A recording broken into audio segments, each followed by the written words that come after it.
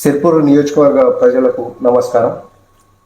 మన సిర్పూర్ నియోజకవర్గ శాసనసభ్యులు గౌరవనీయులు డాక్టర్ పాల్వాయి హరీష్ బాబు అన్న గారు నిన్న తెలంగాణ భవన్లో కేసీఆర్ గారు చేసిన వాక్యాలని విమర్శించడం జరిగింది. హరీష్ బాబు గారు మాట్లాడుతూ ప్రతిసారి ఆయన స్పీచ్లో అవుట్ ఆఫ్ కంటెక్స్ట్ అనేది మాట్లాడారు. హరీష్ అన్న గారు అవుట్ ఆఫ్ కంటెక్స్ట్ మాట్లాడే వాళ్ళు ఎవరైనా ఉన్నారంటే ఈ నియోజకవర్గంలో నంబర్ 1 నాయకులు మీరండి. సిర్పూర్ నియోజకవర్గాన్ని తీసుకువెళ్ళి మహారాష్ట్రలో కలపడం అనేది సిర్పూర్ నియోజకవర్గ ప్రజల మనోభావాలను మీరు ఖచ్చితంగా దెబ్బతీశారు. మొదటి విషయం.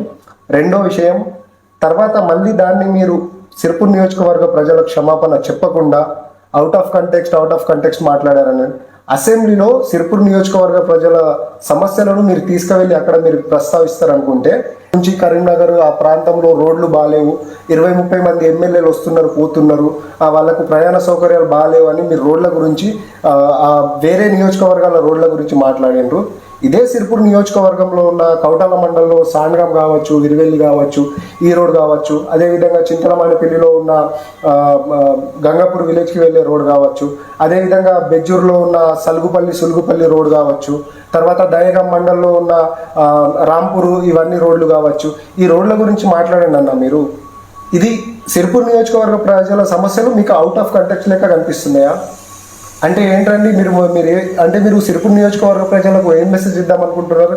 హరీష్ అన్న గారు, మీరు నిజంగానే సిర్పూర్ నియోజకవర్గ ప్రజల అభివృద్ధి పైన మీకు చిత్తశుద్ధి ఉంటే మీరు అసెంబ్లీలో సిర్పూర్ నియోజకవర్గ ప్రజల సమస్యల కూడా మాట్లాడండి. సిర్పూర్ నియోజకవర్గ ప్రజల సమస్యల పైన కాకుండా ఇతర ఏ సమస్యల పైన కూడా మీరు మాట్లాడాలంటే మీరు అవుట్ ఆఫ్ కంటెక్స్ట్గా మాట్లాడినట్టు. మీరు చాలా సందర్భాలలో నియోజకవర్గం అంతటా పర్యటిస్తూ మేము గెలిచిన ఇన్ని రోజులలో ఈ పనులు చేస్తాము, ఆ పనులు చేస్తాము అని కనీసము మనము బయట చెప్పుకోలేని అటువంటి హామీలు కూడా మీరు ఇచ్చారు. నెంపన్న గారు, అటువంటి మహానుభావుల పేరు చెప్పుకొని మీరు ఓట్లాడుకున్నప్పుడు హామీలు ఇచ్చినప్పుడు దయచేసి ఆ పనులను మీరు త్వరగా పూర్తి చేసే ప్రయత్నం చేయండి. ఉన్న నాయకులు ఎవరైతే గత 10 సంవత్సరాల నుండి సిర్పూర్ నియోజకవర్గాన్ని దోచుకున్నారో ఆ నాయకుల్ని విమర్శించకుండా వైట్ పేపర్ అయినటువంటి ప్రవీణ్ కుమార్ సార్ లాంటి వాళ్ళ క్యాడర్ని కానీ వాళ్ళని కానీ విమర్శించడం అనేది నిజంగా చాలా బాధాకరమైన విషయం అన్నగారు. ఇంకోసారి నెక్స్ట్ ఇప్పటి నుండి మీరు ఎప్పుడైనా అసెంబ్లీలో మాట్లాడితే కనీసం ఇప్పుడైనా సిర్పూర్ నియోజకవర్గ ప్రజల గోడుని అసెంబ్లీలో వినిపించే ప్రయత్నం చేయండి.